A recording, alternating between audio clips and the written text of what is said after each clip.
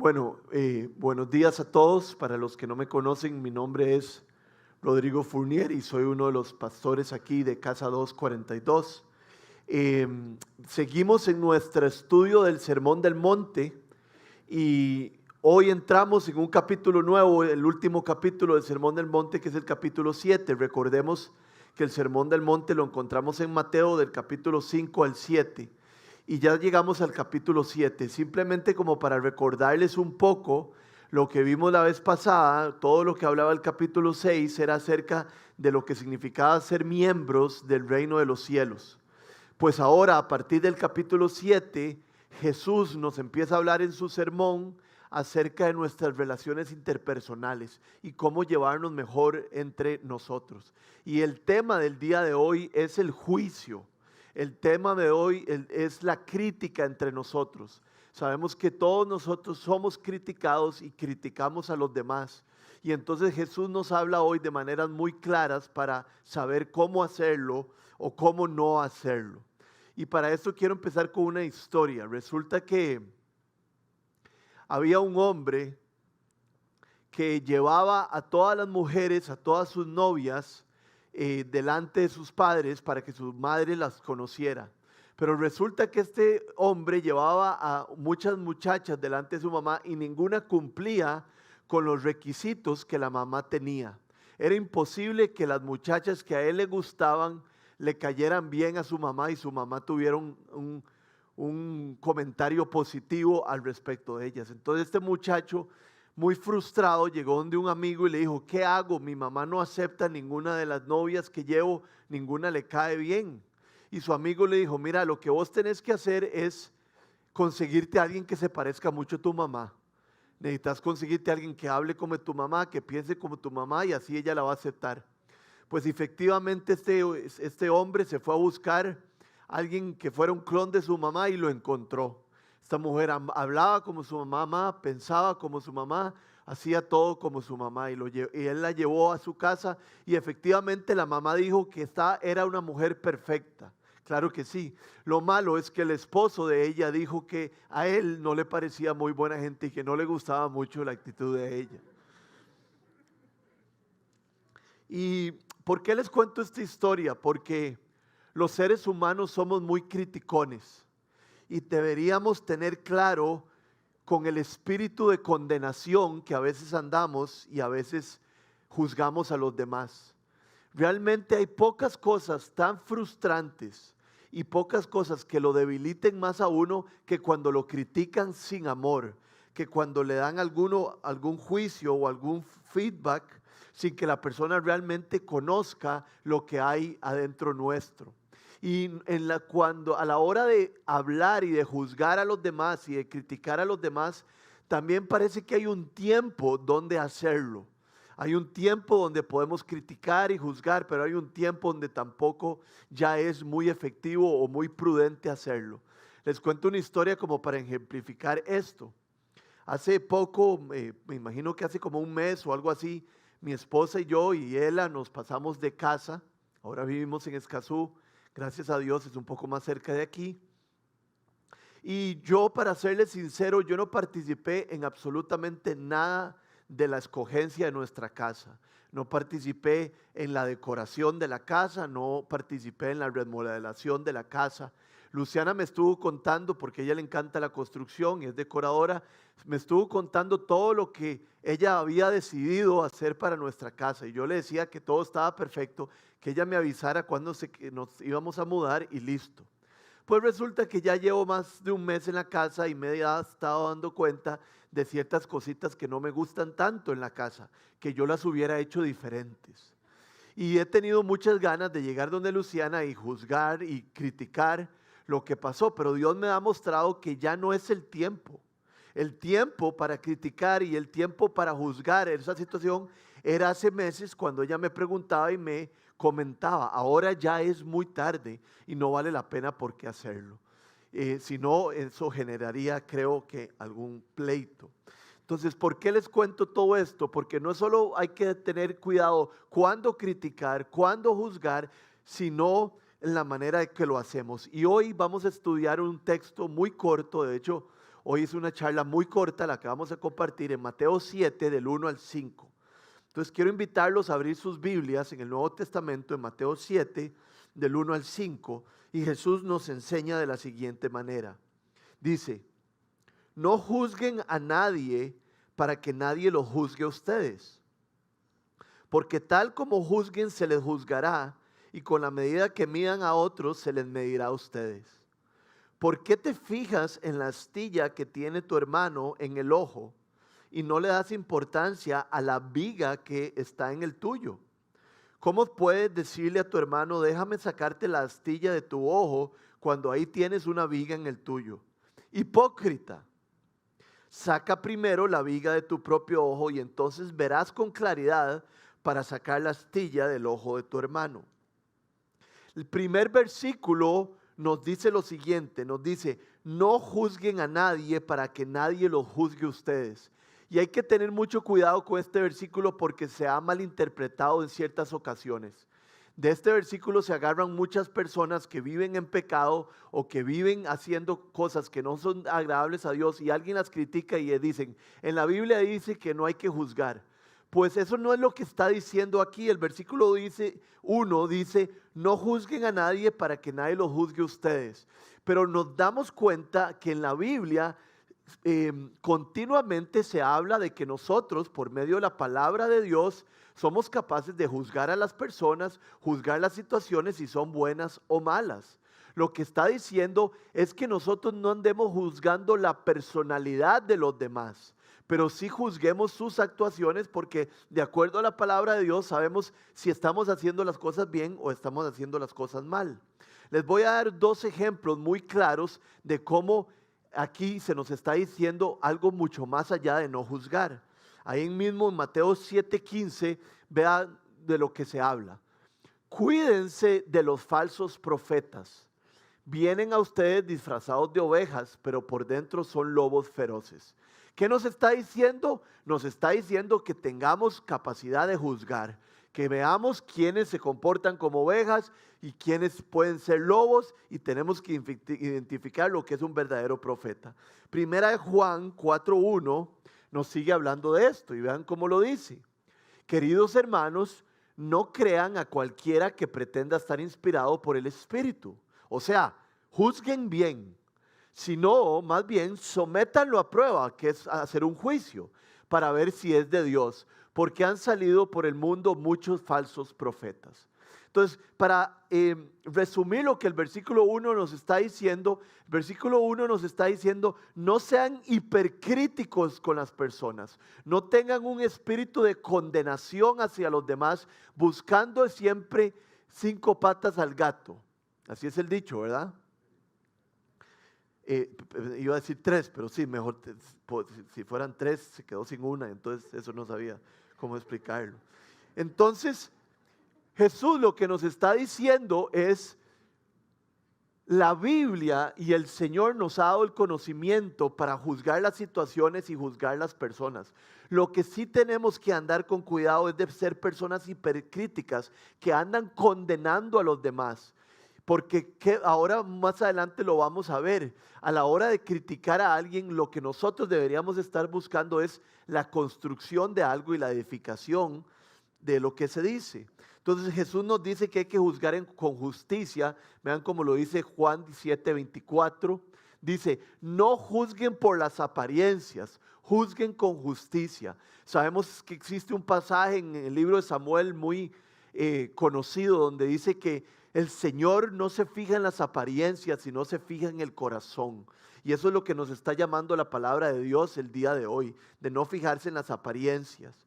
Y también quiero compartir con ustedes Proverbios 18:13, porque de alguna otra manera este proverbio nos ayuda a entender el tiempo de dar una retroalimentación o el tiempo de hacer un crítico, hacer una crítica o juzgar a alguien. Vean lo que dice Proverbios 18:13. Es necio y vergonzoso responder antes de escuchar.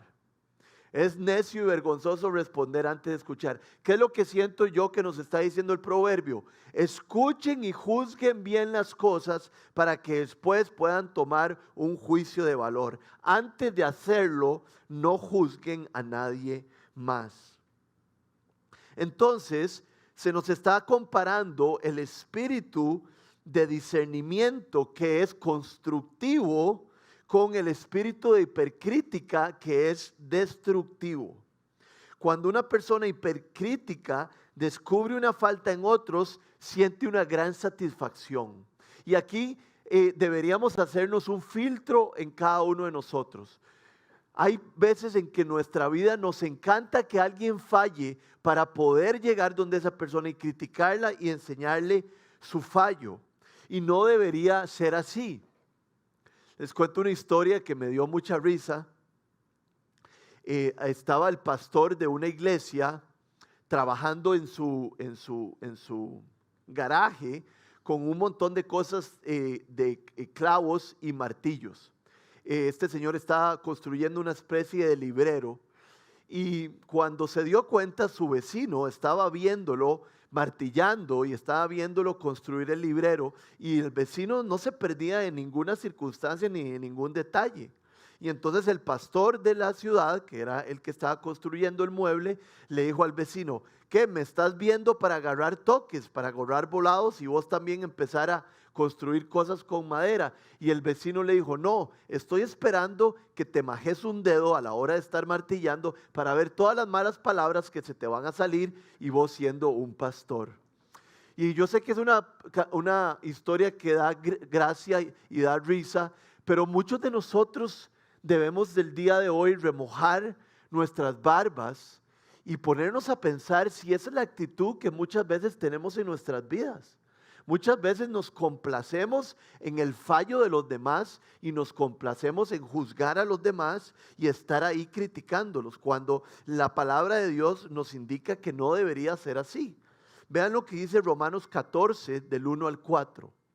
Dice: reciban al que es débil en la fe, pero no para entrar en discusiones. Algunos su fe les permite comer de todo, pero hay quienes son débiles en la fe y solo comen verduras. El que come de todo no debe menospreciar al que no come ciertas cosas, y el que no come de todo no debe condenar al que lo hace, pues Dios lo ha aceptado. Vean esta última parte directamente para nosotros, y quisiera que les pusieran su nombre a ese versículo 4. Rodrigo, Carlos, Luciana, ¿quién eres tú para juzgar al siervo de otro? Que se mantenga en pie o que caiga es asunto de su propio Señor, y se mantendrá en pie porque el Señor tiene poder para sostenerlo. Y vean cómo termina de cerrar esta idea Romanos 2:1. Es un versículo muy claro. Por tanto, no tienes excusa tú, quien quiera que seas, cuando juzgas a los demás, porque al juzgar a otros te condenas a ti mismo, ya que practicas las mismas cosas. Hay que tener cuidado porque en el pasaje de hoy nos damos cuenta que así como pasamos juicios, se nos va a ser juzgados a nosotros. Y esto me hace pensar en la bienaventuranza que dice: dichosos los compasivos, porque serán tratados con compasión. Efectivamente, a aquellos de nosotros que seamos compasivos con los demás, se nos juzgará con compasión. Pero deberíamos preguntarnos algo. Cuando no hay compasión en nuestras vidas para los demás, cuando no hay un entendimiento de que a las demás personas les puede costar ciertas circunstancias y no pasamos un juicio, puede ser que esto suceda porque nosotros nunca hemos experimentado la compasión del Señor. No somos compasivos porque nosotros no hemos experimentado la compasión de Dios hacia nuestras vidas. Y quiero recordarles que Jesucristo llegó a nuestras vidas cuando nosotros le dábamos la espalda. Nosotros debemos de recordar lo que dice el libro de Romanos en capítulo 5, versículo 8, que aún cuando éramos pecadores, aún cuando le dábamos la espalda a Dios, Cristo vino por nosotros. Entonces, si no entendemos la compasión, el grado de delicadeza y de amor que ha tenido el Señor para con nosotros, va a ser muy difícil que nosotros tengamos compasión para los demás. Y si nosotros no tenemos compasión para los demás, el día del juicio final no se va a tener compasión con nosotros de la manera en que vamos a ser juzgados. Entonces, ¿qué es lo que aprendo yo de esto? Es que como hijos de Dios, no solo hay que tener cuidado lo que criticamos, cuando lo hacemos, sino que hay que tomar pasos hacia las personas y acercarnos a ellas. No simplemente emitir un juicio, sino acercarnos a ellas y compartir por qué lo estamos haciendo. Entonces yo les quisiera preguntar a ustedes como me pregunto a mí, ¿habrá alguna persona en nuestras vidas que tenemos que tomar pasos hacia ella y acercarnos con amor porque hasta el momento hemos juzgado de una manera mala, de una manera no tan agradable? Y es que la Biblia nos enseña que mientras más sepamos del Señor, más se nos va a exigir. Mientras sabemos más, somos más responsables. Vean lo que dice Santiago 3:1 acerca de convertirse en un líder, acerca de convertirse en un maestro. Trae una responsabilidad. Dice, hermanos míos, no pretendan muchos de ustedes ser maestros. ¿Ok? No pretendan muchos de ustedes ser maestros, no crean que ser un líder en la iglesia del Dios Santo es cualquier cosa. ¿Por qué no deberíamos pretender ser maestros o ser líderes? Pues, como saben, seremos juzgados con más severidad. Entonces, esto es importante de saberlo. ¿Por qué? Porque el versículo 2 nos dice, porque tal como juzguen se les juzgará y con la medida que midan a otros se les medirá. Entonces nosotros, los que tenemos acceso a más luz, seremos juzgados de acuerdo a la luz que el Señor ha puesto en nosotros. Y hay una pregunta aquí en el versículo 2 donde dice, ¿por qué tal? Porque tal como juzgan, se les juzgará y con la medida que midan a otros se les medirá. Esto me lleva a pensar, si nosotros le podemos decir a Dios que nos juzgue como nosotros juzgamos a los demás, ¿cómo nos juzgará Dios? ¿Cómo es nuestro juicio hacia los demás? De esa misma manera Dios nos va a estar juzgando a nosotros. Vean lo que dice 2 Corintios 5:10. Es un versículo muy poderoso. Dice, porque es necesario que todos comparezcamos ante el tribunal de Cristo. Todos vamos a comparecer ante el tribunal de Cristo el día en que nosotros muramos. ¿Para qué? Para que cada uno reciba lo que le corresponda, según lo bueno o según lo malo que haya hecho mientras vivió en el cuerpo. Aquí vemos el versículo 2 en toda su esplendor, ¿verdad? El versículo 2 dice, porque tal como juzguen se les juzgará y con la medida que midan se les medirá. En el juicio final seremos tratados por parte de Dios como nosotros tratamos a los demás. Entonces, creo que es una buena idea tratar a la gente con mucho amor. La invitación es creer en los demás, no andar encontrándole faltas a los demás, sino más bien creer en ellos y darles ese amor incondicional que Dios nos ha dado a nosotros. Vean lo que dice Romanos 15:7 acerca de este amor que deberíamos tener entre nosotros.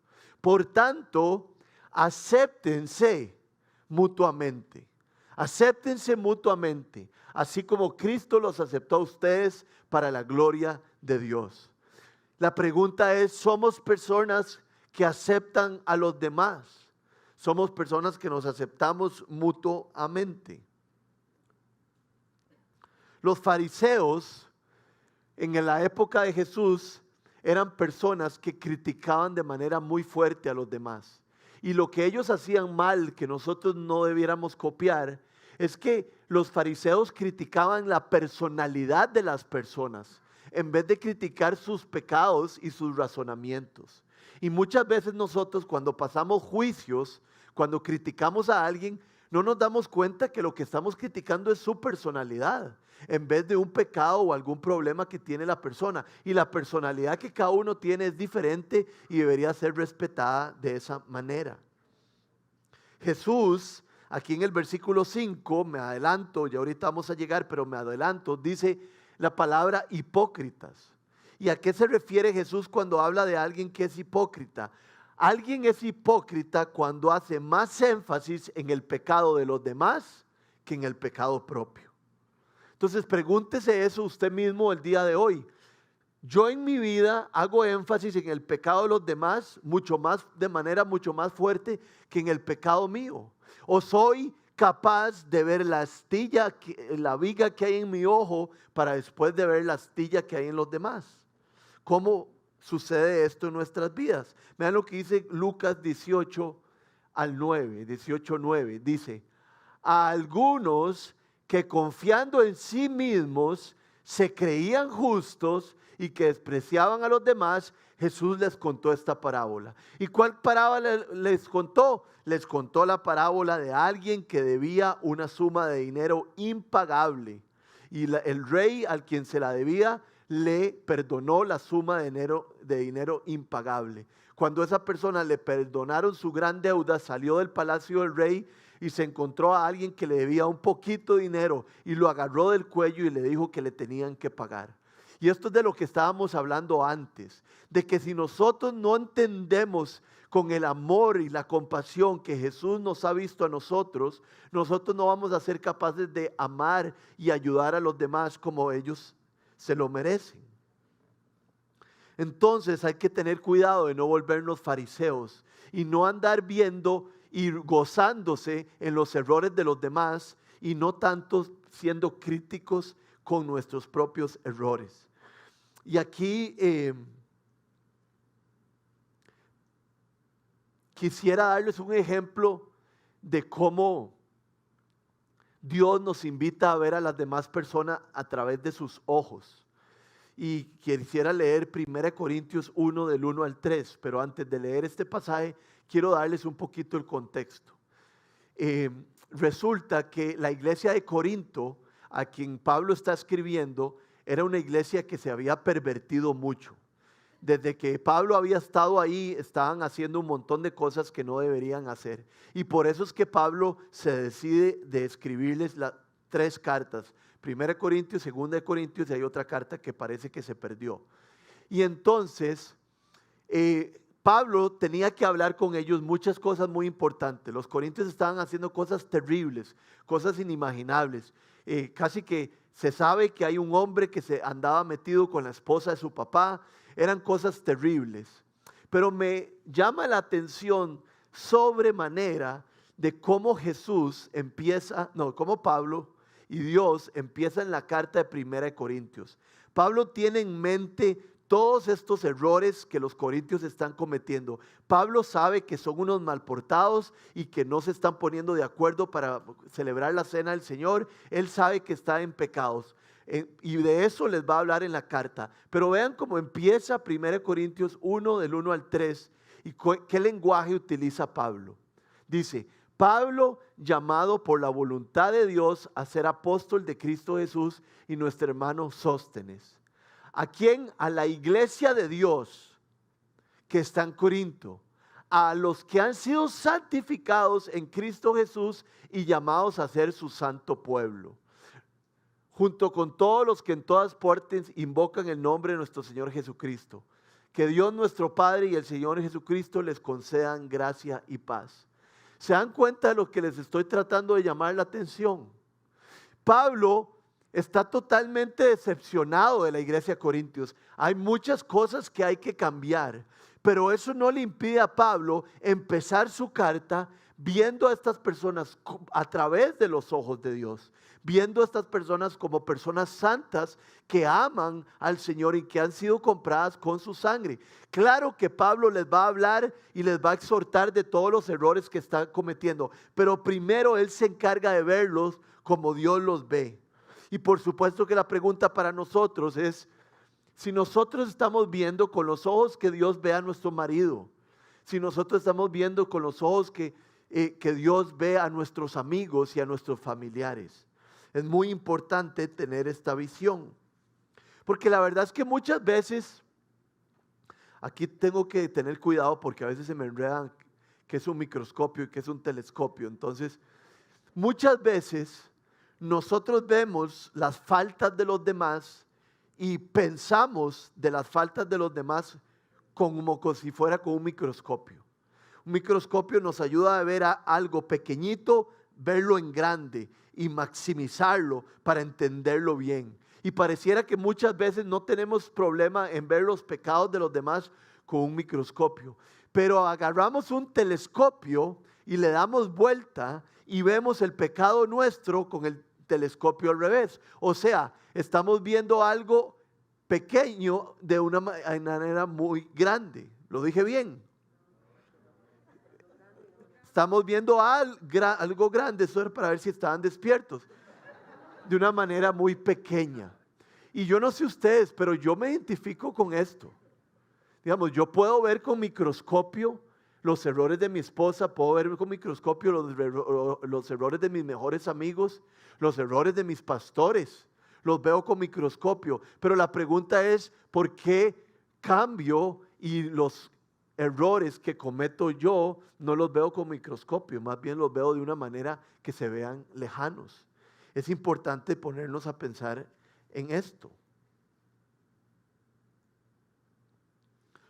Hay que tener cuidado de no convertirnos en policías que andan buscando la astilla de los demás, sino que tenemos la oportunidad de ponernos en tener compasión y empatía y ponernos en el lugar de esas personas. Y vean lo que dice ahora en adelante el versículo 3 y el versículo 4. Dicen así: ¿por qué te fijas en el pedacito de astilla, en la molestia que tiene tu hermano en el ojo, y no le das importancia a la viga que está en el tuyo?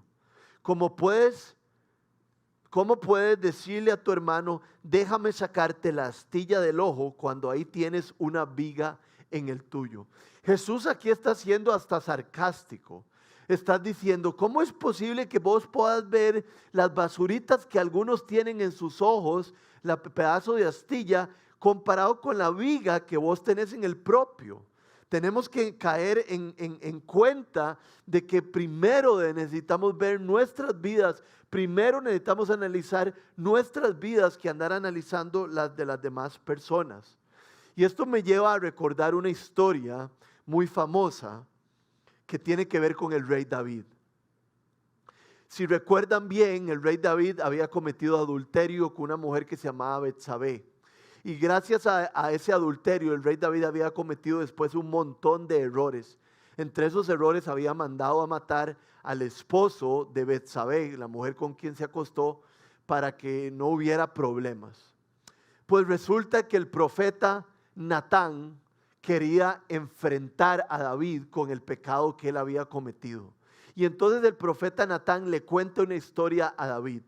Le cuenta que había una familia muy pobre que tenía un corderito, y que este corderito era el único animal que esta familia tenía, y cuidaban este corderito con todo el amor del mundo. Era una familia muy pobre y solo esto tenía. Pero a la par de ellos vivía un hombre que era multimillonario, un hombre que tenía muchísimo ganado, un hombre que tenía muchísimos corderos. Y este hombre iba a venir a visitarlo un amigo. Y este hombre, siendo un egoísta y siendo un tramposo, no decidió matar a uno de sus corderos o matar a alguien de su ganado para sacrificarlo y darle de comer a la persona que lo iba a visitar, sino que para no gastar de su dinero, fue y se robó el único cordero que tenía la otra familia pobre y lo sacrificó. Pues cuando Natán le cuenta esta historia a David, David se pone furioso y dice, ¿cómo es posible que ese hombre haya hecho eso? Que le haya robado el único cordero que tenían ellos. Ese hombre necesita pagar 4 veces lo que cuesta ese cordero, o debería sacrificar un cordero de los suyos y llevárselo a esas personas. ¿Cómo es posible que ese hombre haya hecho eso? Y el profeta Natán vuelve a ver al rey David y le dice, usted hizo lo mismo. Cuando usted mandó a matar a Urías, el esposo de Betsabé, usted hizo lo mismo. Lo que tanto te está molestando y lo que tanto estás juzgando, vos sos el que lo haces. Te estás fijando en la astilla de los demás, pero vos tenés una viga gigante que te imposibilita ver las cosas bien. Entonces les pregunto a ustedes, ¿estamos claros de nuestras vigas? ¿O nuestras vigas están en el medio de nuestros ojos imposibilitando ver a los demás tal como tenemos que verlos. Y es que llegamos al último versículo de nuestro pasaje, donde dice, en el versículo 5, saca primero la viga de tu propio ojo y entonces verás con claridad para sacar la astilla del ojo de tu hermano. Y esta parte es muy importante. ¿Por qué? Porque cuando nosotros tenemos una viga en nuestros ojos, no solo quedamos descalificados, porque lo que estamos criticando nosotros también lo estamos haciendo, sino que si lo pensamos bien, si yo tengo una viga en mi ojo, yo no tengo buena visión. Yo no estoy viendo las realidades tal y como somos. Y eso es parte de lo que quiere decirnos Jesús. En la última parte del versículo 5 dice, una vez que te hayas quitado la viga, entonces verás con claridad para sacar la astilla del otro.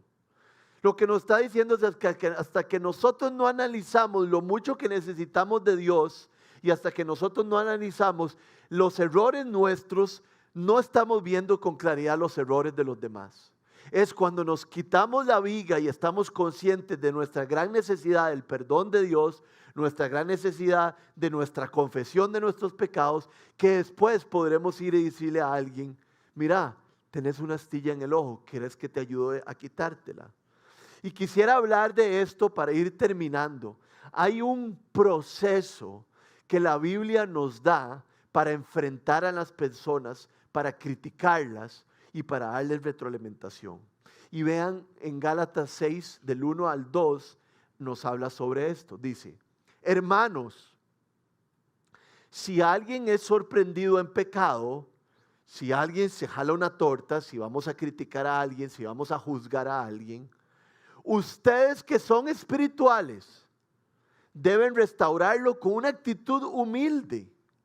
Pero cuídense cada uno porque también puede ser tentado. Ayúdense unos a otros a llevar sus cargas y así cumplirán la ley de Cristo. No quitemos el versículo. Quiero que lo leamos otra vez y que nos demos cuenta cómo el apóstol Pablo nos está dando una guía de cómo sí podemos criticar, sí podemos juzgar cuando tenemos algo claro de la palabra de Dios. Pero hay una manera de hacerlo, es de hacerlo de una manera humilde. Y la humildad tiene que ver con ese sentimiento de claridad de que en lo que está cayendo mi hermano, en lo que está cayendo mi hermana, yo también puedo caer. Entonces simplemente con mucho cuidado y mucha humildad me acerco a llamarles la atención y ayudarlos. Los ojos son una parte de nuestro cuerpo que son muy sensibles. Cada vez que acercamos cualquier cosa a nuestros ojos, debemos de hacerlo con mucho cuidado, con mucha simpatía y con mucha ternura. Pues resulta que espiritualmente el alma de las personas funciona de la misma manera. El alma de las personas es la parte más sensible de las personas. Entonces, si nosotros vamos a juzgar a alguien, si nosotros vamos a criticar a alguien, hay que hacerlo con suma delicadeza, hay que hacerlo con mucha ternura y con muy buen juicio. Y entonces les quisiera preguntar para terminar, ¿a quién estamos juzgando nosotros? ¿Quién hemos juzgado en la última semana? Y si necesitamos hacer cambios en nuestra vida al respecto. Y quiero preguntarles, ¿será que mi enfoque en las faltas de los demás me ha cegado a mí mismo de mis propias faltas? Necesitamos pedirle a Dios un enfoque como el que Él tiene. Necesitamos pedirle que lo que dice 1 Corintios 13 se cumpla en nuestras vidas. Que el amor no se deleita en la maldad, sino que el amor se deleita en la verdad, en hablar las cosas con amor. El amor siempre protege, el amor siempre da confianza, siempre espera y siempre persevera. Ese es el mensaje que nos da hoy la palabra de Dios. No juzguen sin hacerlo en el momento adecuado, bajo los lineamientos adecuados. Y cuando háganlo, háganlo con todo el cariño del mundo.